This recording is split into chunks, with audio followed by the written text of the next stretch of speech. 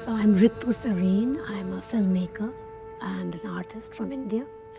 And Tenzing and I always work together and have always worked together. And we're very happy to be here with this project on Tensatila.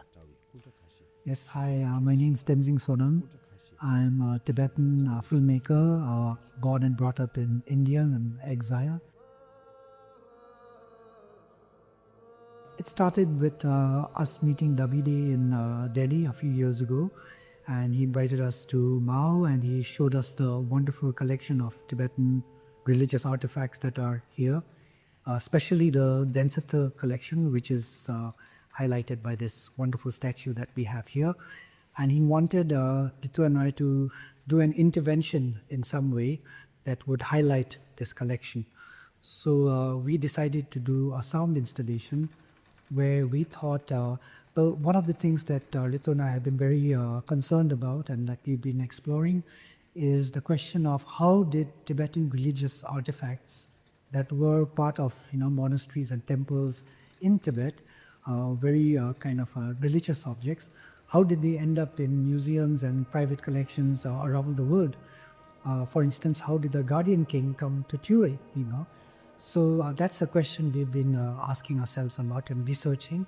So it seemed perfect to do a sound installation that would give voice to the Guardian King so he can tell us his story in very personal human terms of how he ended up coming here. And by doing that, we were hoping to kind of raise the debate or the discussion around the provenance of religious artifacts in museums, and also to remind people that objects like the Guardian King or the many statues that are here are religious objects that for practitioners of Tibetan Buddhism, they still have religious significance. I am Phagmo, the Guardian King of the South. Along with my 3 brothers, the Guardian Kings of the East, West and North, I took an oath before the Buddha Shakyamuni to protect the Dharma.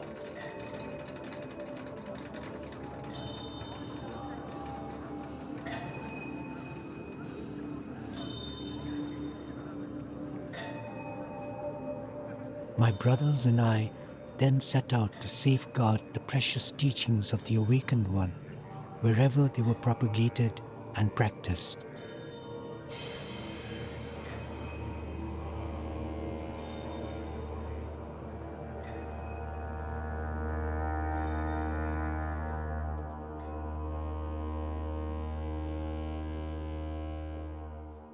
So as filmmakers, Tenzing and I had traveled to a lot of film festivals, and we have been living in Dharamsala now for about 30 years, and we realized there was nothing contemporary there, culturally speaking. And it was very important, we felt, for the community there, Tibetans, Indians, and also there are all kinds of people from around the world living there, to engage in kind of contemporary issues. And we felt cinema can move people, it can tell stories about people all over the world, and can connect people in a way that is very, very important.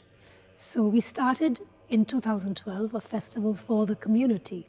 The idea was it was a small festival in a town with no cinemas, and we started this as a project for the community. But very quickly it grew, and it's sort of people started coming from all over India, and they found that it was they liked this festival. I think partly because it's very different. It's in the mountains. We hold it in a big school. It's like a very pop-up kind of festival, but also it's very indie spirited. Like being independent filmmakers ourselves, it's got a very it gives great value to the independent filmmaker. Like they are at the center of everything. And many festivals around the world, including India, it's very much about stars, having the big stars or the big names. And we never did that. We've always focused on the independent filmmaker. And I think that's why now it's doing very well. It's very popular. And we're into our 14th edition this year. Dharamsala is the center of the Tibetan diaspora, which is now spread around the world. The Dalai Lama lives in Dharamsala, and the headquarters of the Tibetan government in exile is based in Dharamsala.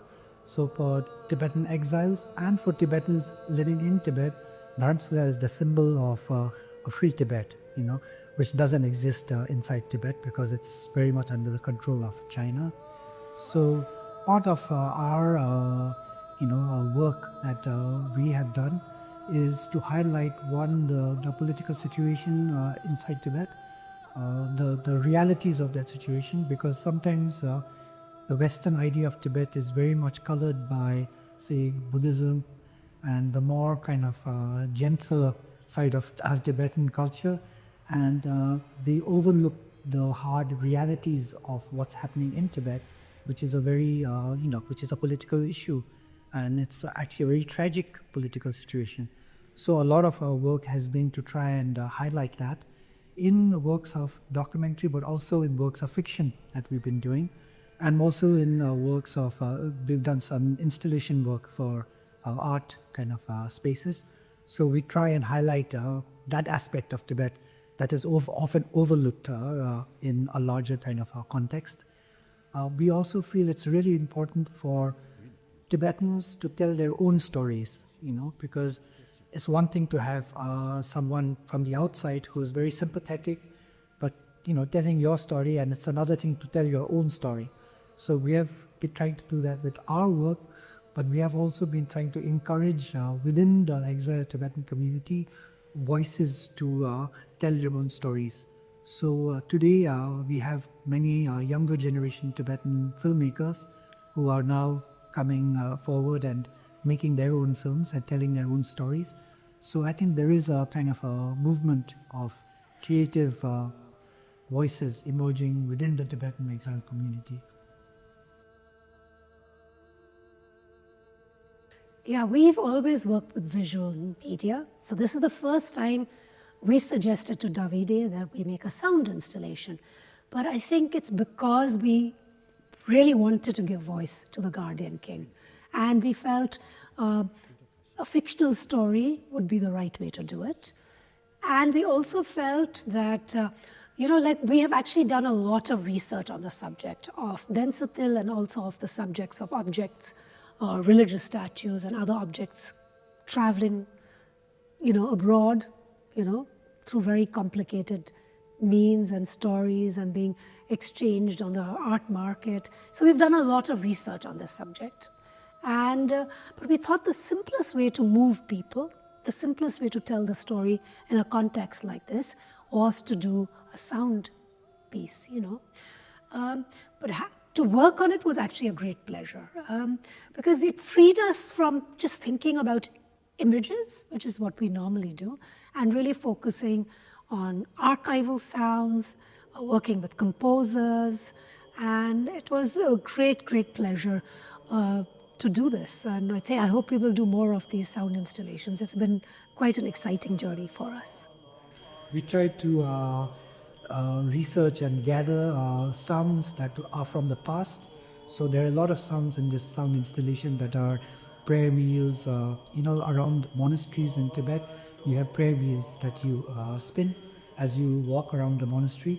So these were recordings of prayer wheels that were made in the late 60s and early 70s. So trying to recapture what it might have been like in Densatil Monastery before it was destroyed. So we did a lot of research to collect sounds and then to put together appropriate, music to go with the voice. So yeah, it was very exciting. And also, to do a voice and to do translations from Tibetan to English and write the voice was quite challenging because, how would the Guardian King speak? What was that about? So it gave us a lot to think about.